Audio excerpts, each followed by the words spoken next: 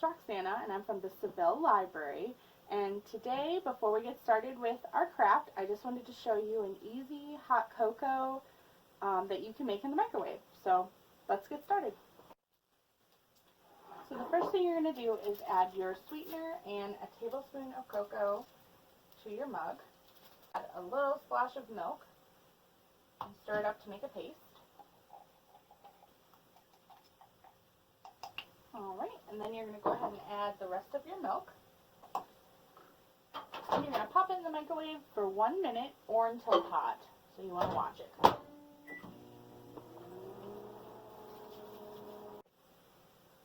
Alright, now that we have our hot cocoa, let's go do a fun craft. Alright, so we have our hot cocoa that we made, so we're ready to craft. So we will have these kits here at the Seville Library while supplies last, so if you'd like to try this craft at home and you don't want to get the stuff yourself, we do have some kits, and what will come in it is this template that says relax, a little bag of these bleeding tissue squares, which are really cool, and then one little paintbrush. The only thing you'll need to provide at home is water.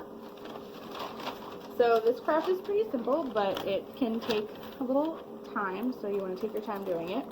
What you'll want to do is take your template. So I finished it. This is kind of what it'll look like at the end.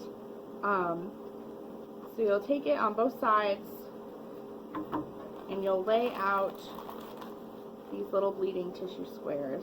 So they're kind of just like regular tissue paper. So if you have tissue paper at home, it should work. These are just a little more, the dye comes out a little easier. So all you do is you'll lay it on your template wherever you like, on a flat surface. So you can do colors, you can overlap colors, and then you'll just take your little paintbrush, dip it in water, and then you'll just put the water on the tissue paper until it sticks down to the wood. So then you're just going to paint it, kind of just like paint the water on there.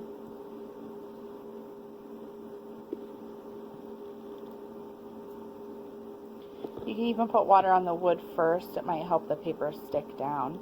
And it's okay if they overlap. It'll give it that nice stained glass effect.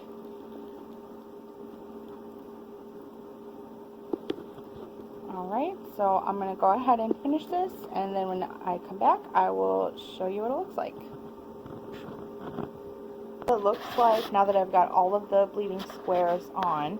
So you'll want to leave this until it is completely dry, but I can just show you what it's kind of doing. So you can see it when you peel up the squares, it's already soaking into the wood.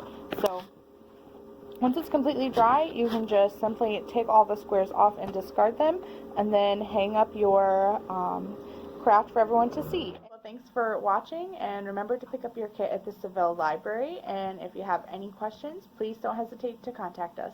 Thanks. Bye.